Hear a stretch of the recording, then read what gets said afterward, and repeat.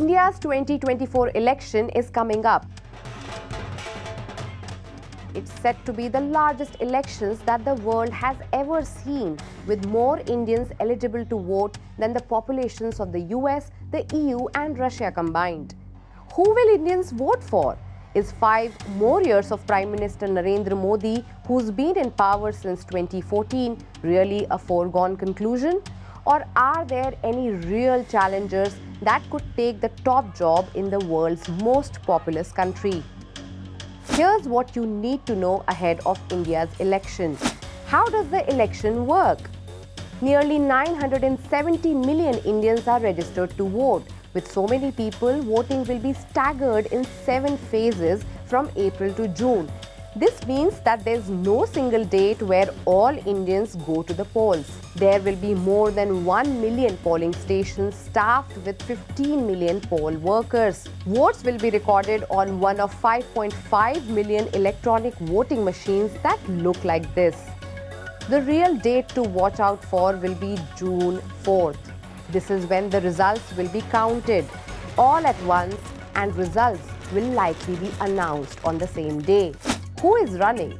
India is a multi-party democracy. There's a total of 2,660 registered political parties in these elections, but some of them are national parties with a larger voter base. One party to watch out for is the Bharatiya Janata Party, the BJP, led by Narendra Modi, who is eyeing a 3rd straight term. Pundits say Modi's party will comfortably retain power. His brand of Hindu nationalism is extremely popular among his voters.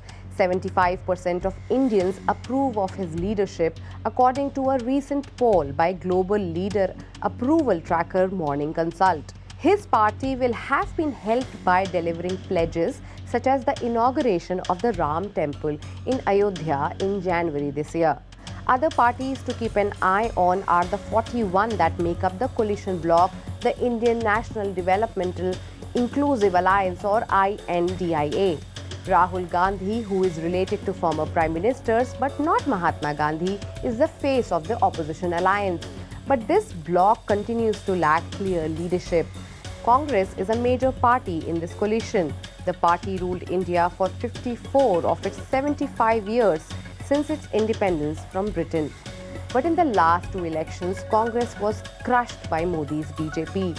Under India's parliamentary system, a party needs to win the majority of the 543 seats in the lower house, Lok Sabha, to form a government. In 2014, BJP secured 282 seats.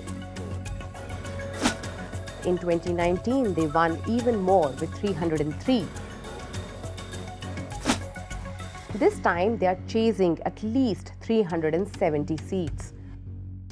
For many, the question is not who will win India's elections, but just how decisive BJP's victory will be. What are the key issues? One of the main issues that is swaying voters is Hindu nationalism and pride in India. Under Modi, the country has been a rising global power, hosting the G20 summit and with a fast-growing economy. For many Indians, it is important to choose a party that will be able to keep boosting India's power on the world stage.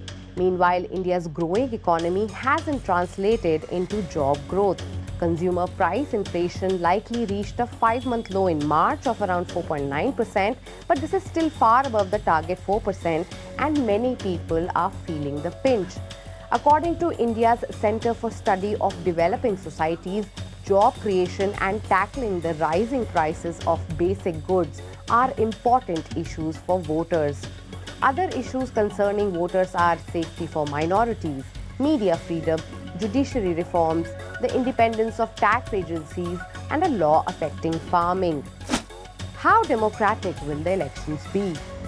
At home and internationally, this election is being viewed as a test for the country's democratic values and secular roots. Many observers say Modi has blurred the lines between religion and politics, a strategy that has made Modi very popular among the country's majority Hindu population.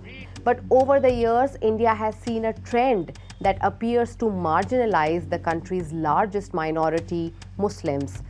There has been a surge in anti-Muslim hate speech and changes to a citizenship law that discriminates who can apply for fast tracking of citizenship, and it excludes Muslims.